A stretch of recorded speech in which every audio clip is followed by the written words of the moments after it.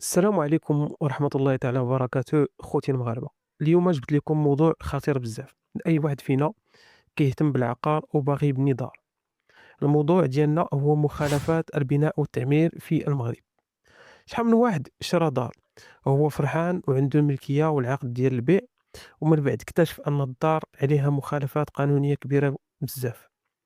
الواحد من بعد هاد الصدمة كيولي في مشكلة كبيرة ممكن توصل حتى للهدم. وفي هذا الفيديو ان شاء الله غادي نهضروا على الوقايه قبل الحل، ونعرفوا شكون اللي كيراقب المخالفات والانواع ديالها، وكيفاش تجنبها قبل ما تشري او تبني، وشنو تدير الا اكتشفتي المخالفه من بعد. اولا شكون اللي كيراقب المخالفات؟ كاين اللي كيتصور ان القيد والباشا اللي تيديروا هذه المهمه فقط، ولكن في الحقيقه هي ان المراقبه في المغرب متعدده ومشدده. كاينه الشرطه القضائيه اللي عندها الصلاحيه تدخل وتحقق في المخالفات الكبيره، وكاين الدرك الملكي اللي كيراقب المناطق اللي بعيدة واللي فيها مشاكل كبيرة. ما نساوش رجال السلطة المحلية بحال القايد الباشا واللي عندهم دور يومي في الرقابة على المباني.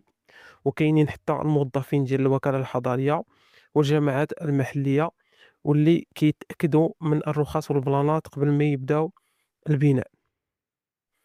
والمفاجأة الكبيرة هي أن التكنولوجيا دابا خدامة مع القانون، يعني الأقمار الصناعية والطائرات المسيرة كيساعدوا باش يكتشفوا أي مخالفة بسهولة، باش يسدوا الطريق على أي واحد باغي يتهرب من القانون. شنو هي أنواع المخالفات؟ المخالفات في البناء ماشي حاجة وحدة، كاينين بزاف ديال الأنواع وضروري تعرفوهم باش تحمي راسك قبل ما تشري أو تبني. المخالفة الأولى البناء بلا رخصة، هذه أخطر حاجة، يعني تبني دار أو جزء منها بدون تصريح رسمي قانوني. كتعتبر هادشي مخالفة كبيرة، واللي دارها المصير ديالو هو الهدم. المخالفة الثانية هي مخالفة الرخصة أو البلان. حتى إلا عندك رخصة إلا بنيتي خارج الشروط اللي مكتوبة فيها، بحال تزيد طابق زايد أو تبدل استعمال الأرض، هذه مخالفة العقوبة ديالها يا إما تعاود البناء مع الالتزام بالرخصة أو غرامة مالية، وممكن حتى هي توصل للهدم. المخالفة الثالثة هي البناء في المناطق الممنوعة. إلا بنيتي في بلاصة ما مسموحش فيها بالبناء، بحال أراضي الدولة أو الأراضي السلالية أو المناطق المحمية، أو ما فيهاش بلان ديال البناء خارج من عند الدولة، العقوبة هي الهدم الكامل، وفي كثير من الأحيان غرامات كبيرة والمساءلة القانونية. المخالفة الرابعة المبنى المهدد بالسقوط. اللجنة المختصة كتبين أن خاص الإخلاء ديال المبنى أو الإصلاح. إلا ما درتيش الإصلاح المالك كيتحمل المسؤولية القانونية كاملة، وقد يوصل العقاب حتى الهدم والتعويض على الضرر. كيفاش تجنب المخالفات قبل ما تشري أو تبني؟ خوتي كيف ما تنقولوا الوقاية ديما أحسن من العلاج، وهذا الشيء صحيح في المجال العقار كذلك. باش تبقى بعيد على المشاكل القانونية خاصك دير هاد الخطوات. أولا قبل ما تشري أي دار أو تبدأ في البناء شوف واش الرخصة ديال البناء صالحة وسارية المفعول. ثانيا قارن بين البناء والبلان. إلا شريتي دار مبنية شوف واش البناء المطابق للبلان المعتمد، بحال مثلا الطوابق واش نفس عددها في البلان، واش الدار نفس المساحة اللي كاينة في البلان، واش المنطقة مسموح فيها البناء. ثالثا سول في الجماعة أو الوكالة الحضرية، سول عندهم واش العقار فيه شي مخالفة.